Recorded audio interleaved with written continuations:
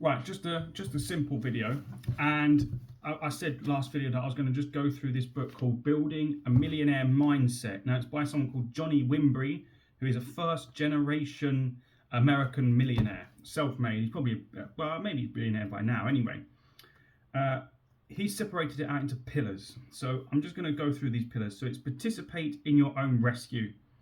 That's essentially saying what I've been saying again about having a poverty mindset versus having a rich mindset or an abundance mindset. No one is going to save you. You're not going to win the lottery.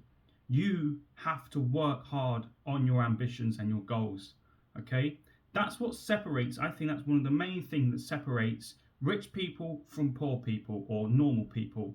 Okay? The rich people, 99% of them have actually put everyone wants to be rich, but not everyone can be rich. The difference is work ethic.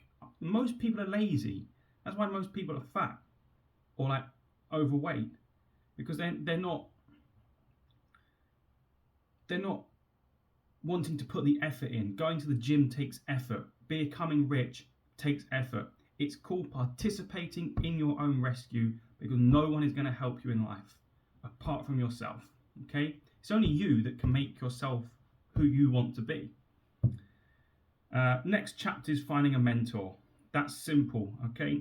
It's someone who is going to help you in your journey. Now, we're in the day and age where you can find a mentor online. It doesn't necessarily have to be someone that you actually meet. Of course, it would be great if you could meet this person, but if it's in person, they're going to have to put time and effort into you. So you're going to have to give something to them in return. What he was explaining in this book was just being around the right people, just being the chauffeur for your mentor. Just go and be in the presence of your mentor. Watch their YouTube videos. Go and watch their talks in real person. Go and find where they live without being creepy, and just sort of try and see how they act on a day-to-day basis. What do they do?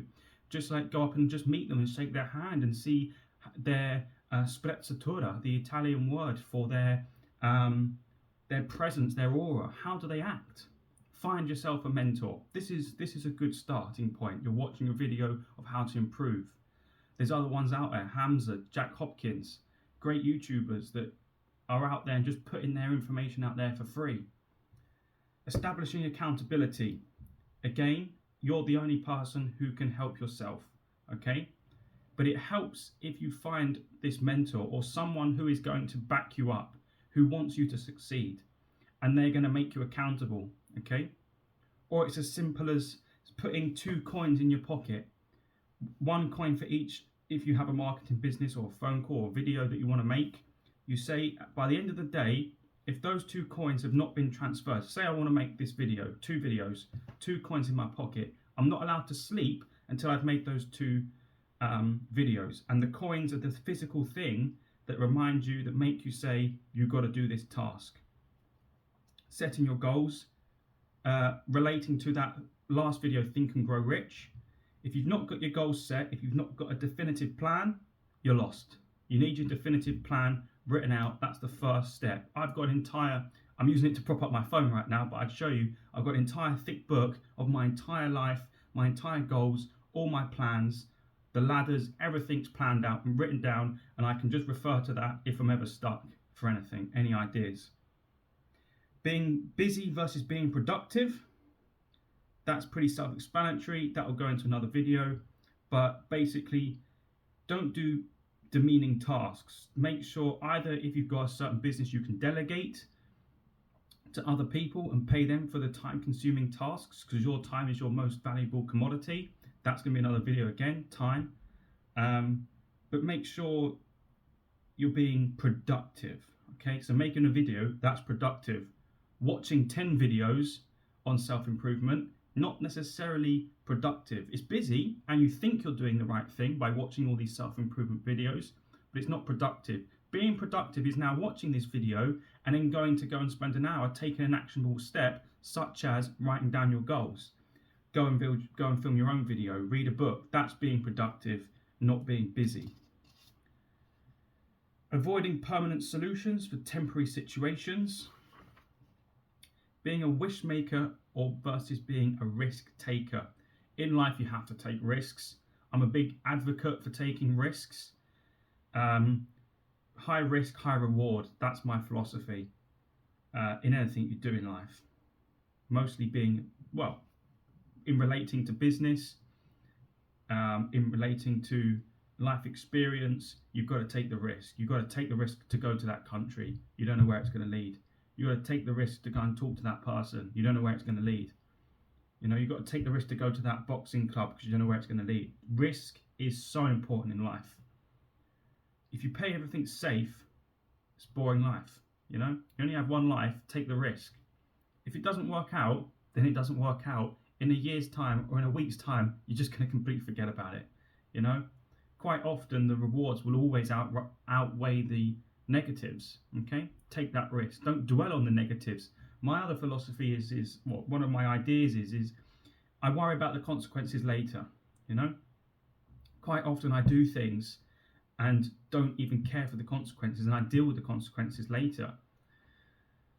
Some will say that's a bad thing, some will say that's a good thing, and I think in business that's a good thing. One of the philosophies in that Think and Grow Rich that I'm actually reading now is to think fast, make those decisions really quickly, and then stick to that decision and only change it slowly, only change it over time a little bit, but be decisive. Okay? Finding the fear, realizing someone else's mentality isn't your reality. That's basically saying don't let other people influence you. It's your life, your goals, you go and get them. Conducting a self-inventory to find your friends and foes. That's just writing down in your life the things that are adding to your life and the things that are subtracting to your life. Get rid of the things that are subtracting, add more of the things that are adding to your life. Okay? Obviously in each detail it goes into more detail. Determine your instigators, your spectators, and your participators. That's just seeing who's in your life. Are they helping? Are they participating? Are they spectating? Or are they causing you to do good stuff or bad stuff? Becoming a friend to your future self, both mentally and physically. That's an obvious thing. Try and do at least one good thing a day to benefit your future self, such as going to the gym, such as creating this video, all sorts of different things. Staying in position. Embracing your points of no return. Eating off one plate at a time. Focus on one thing. Don't start 8 different businesses. Start the one business. Okay? And do it well. That's the point he's trying to make. Eat off one plate at a time. Do one thing. Do it to the best of your ability. Succeed in that thing. Make it so it can run itself. Make it so other people can do the work for you. So you're earning passive income. Then you can start to the next business and the next thing and the next venture and the next advertising campaign. You've got your first YouTube video. That's going well. You do it as maximum as you can on that. And then you can do the other one. You've got your podcast sorted out. You've got your book written. That's doing well. Everything needs to be done first, and then the next thing can be moved on. Don't do a whole different things at the same time. You lose track, or you don't do that one thing. You don't do everything to the best of your ability. It's just on a level here. You're better off doing one thing perfect, and then move on to the next thing and do it perfect. And then over 10 years, you'll have the line of perfect things, rather than have 10 years of a line of mediocre things. Executing instead of excusing. That's simple. Do what you're going to say, but don't actually say it, because then if you don't succeed, you don't get your trust lost. Keep your goals to yourself. So if you don't succeed, or if something goes wrong, people don't judge you or don't lose your respect. You say what you're going to do. Okay? Banishing your inner crybaby and getting off your butt. Quite simple things. Basically just saying, get out there and do it, you know. Recommend the book, Building a Millionaire Mindset. Really good book. But I hope this has given you a little quick, just a quick run through of some of the key attributes it takes to become successful. As always, thank you so much for watching. And as always, the first link down below is my other YouTube channel about adventure travel and some cool stuff that we do. And my second link is about my book, which is on Amazon. Thanks so much for watching, and I'll see you next time.